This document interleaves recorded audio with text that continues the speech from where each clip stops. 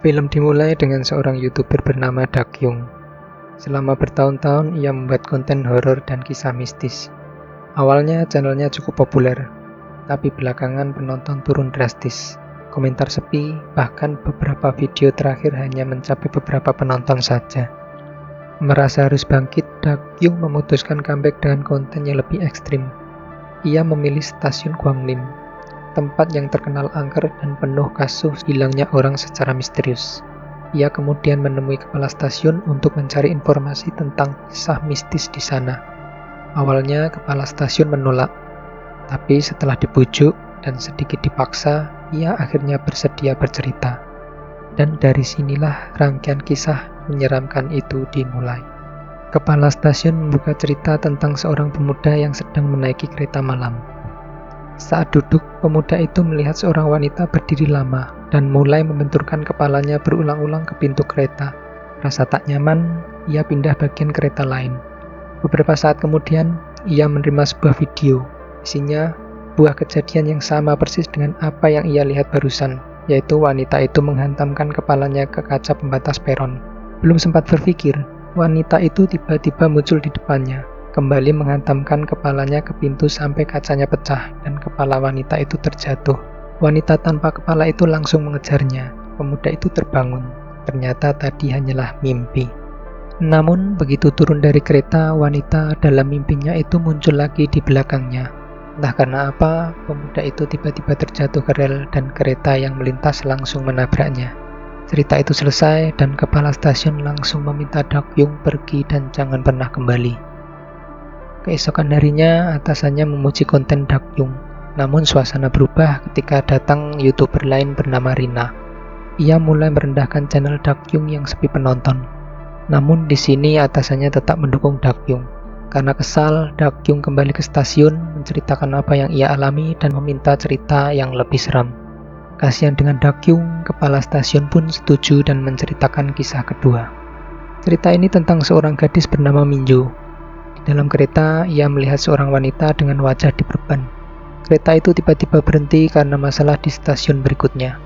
Sebelum Minjo turun, ia sempat mengobrol dengan seorang pria yang ia sukai. Tapi ternyata pria itu sudah memiliki pasangan. Minjo yang kecewa kemudian turun dari kereta. Saat Minjo ingin kembali menaiki kereta, wanita berban itu muncul lagi. Ia mengulang-ulang kalimat yang sama dengan senyum yang sangat menyeramkan. Setelah dilihat-lihat, ternyata wanita itu membawa cairan asam. Minjo yang takut mulai menjauh, namun wanita itu terus mendekatinya. Nampaknya hanya Minjo yang dapat melihat wanita itu. Karena sangat ketakutan, Minjo hanya bisa terus lari hingga ia memutuskan masuk ke toilet.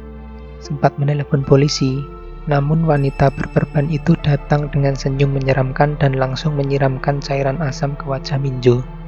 Cerita berakhir tragis. Setelah cerita itu tayang di YouTube, penonton Dakyung perlahan mulai naik. Ia yang semakin bersemangat kemudian kembali ke stasiun meminta cerita lagi. Kini kepala stasiun bercerita tentang seorang tunawisma.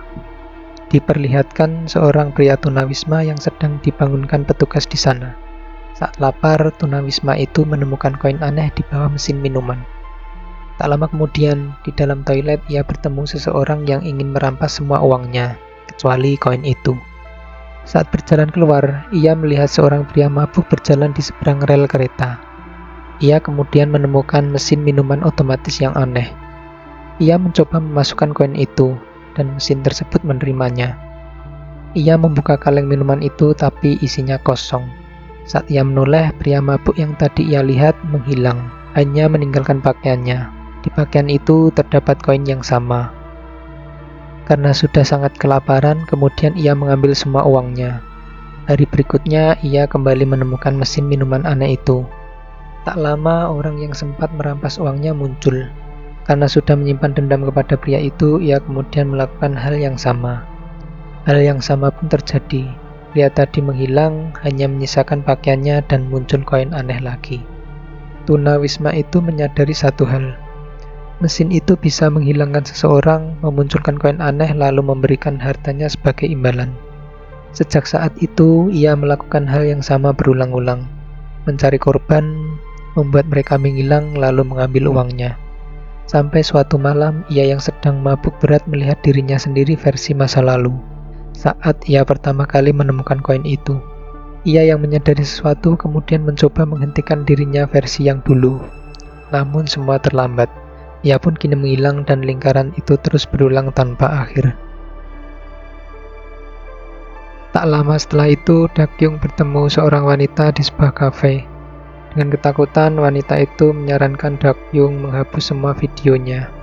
Wanita itu lalu bercerita tentang sekte sesat yang menghilang di jembatan Guanglim dan mengatakan bahwa stasiun itu dibangun di atas situs gereja Guanglim. Karena itulah kejadian-kejadian aneh terus terjadi di sana. Saat sedang berbicara, wanita itu tiba-tiba melihat iblis berkepala kambing. Wanita itu yang ketakutan langsung pergi meninggalkan Dakyung.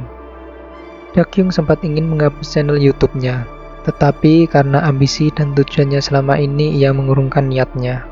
Di kantornya tak sengaja ia melihat atasannya dan Rina sedang bermesraan. Dakyung yang merasa kesal dan kecewa kemudian pergi.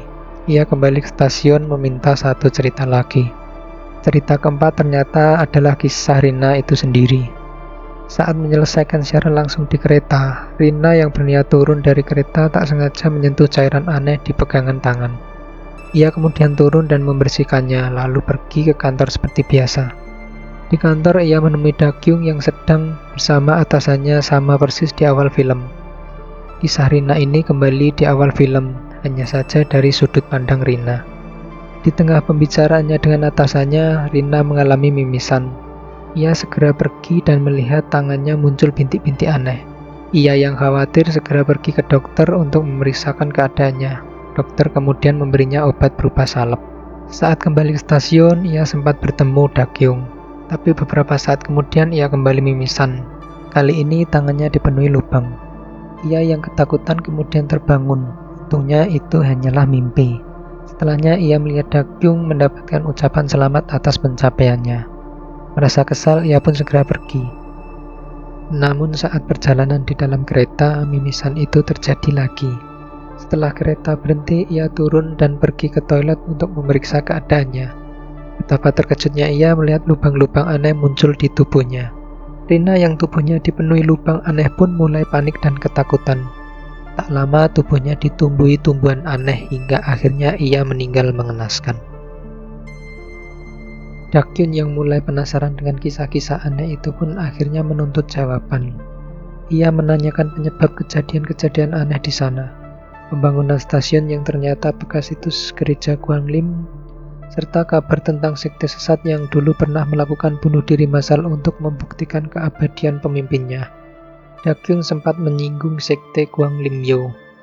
Kepala stasiun kemudian memberi petunjuk untuk mengetahui semua jawaban atas pertanyaan Dakyun.